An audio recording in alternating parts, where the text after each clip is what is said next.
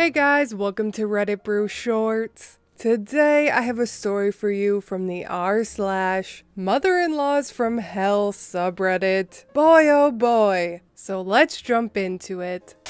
I've kept Mill's secrets for decades. Like many of you, my Mill is a toxic, narcissistic, manipulative, selfish, lying, gaslighting attention seeker who's caused an untold number of problems in my marriage over the years. She's been diagnosed as bipolar, she threw a lamp at the therapist who diagnosed her, but refuses any treatment because everyone else is the problem. When my husband and I were first married, his stepdad died. Mill called me one night about a week after his death. She was distraught. I was 6 weeks into this marriage and thought it was best if I went over to soothe her. I was still trying to be a good daughter-in-law at that point. This woman is one of those selective Christians who takes the parts of the Bible she likes to judge others. She doesn't drink because of that. Except that night. She opened a bottle of peach wine. By the time I got there, she had only one glass left in the bottle. She offered it to me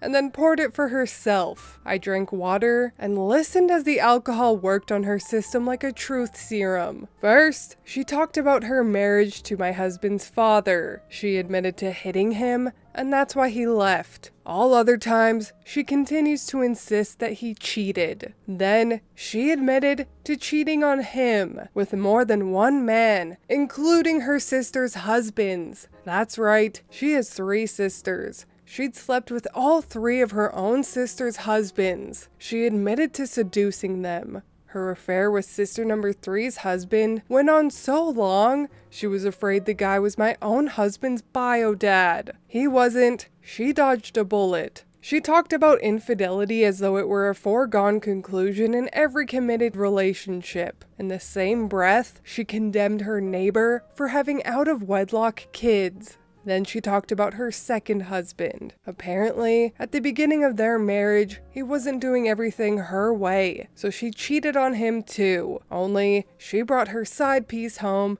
and introduced him as her boyfriend to my husband, who was 5 years old at the time, and his brother, who was 9. She did this deliberately to manipulate her second husband, as she knew he'd never leave her. He was attached to her sons and knew she'd cut him off. My husband told stepdad about the boyfriend, and stepdad then towed the line and did whatever Mill said after that.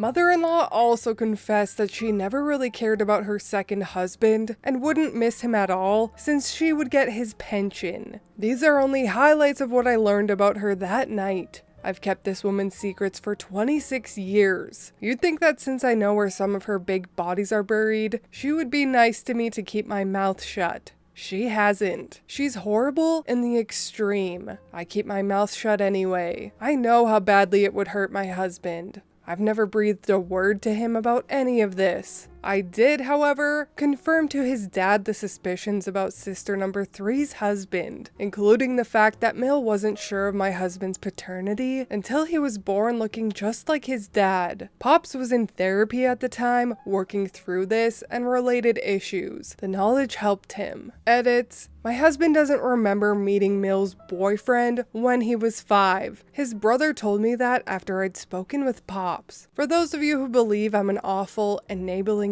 bitch for keeping this from my husband, when I told his dad about all of this, we discussed whether it would be best to keep it from him or tell him. Pops thought it was best not to tell my husband, as my husband is not in a place mentally where he wants to deal with Mill's mental and emotional abuse. During our most recent therapy, my husband argued that Mill isn't the terrible person I make her out to be, and emphatically stated he wouldn't believe anything bad I told him about his mom. Yes, I recognize that he's effectively choosing her over me. It's one of our many ongoing issues, and yes, I've considered leaving him. I've kept quiet because 1, my husband wouldn't believe me, and 2, this would further damage our already shaky marriage, and 3, it would hurt the other family members involved. It's your right to judge me, since I'm the one who put this information out there. All I know is that I'm trying to do the best I can in a situation where I feel as though I'm between a rock and a hard place.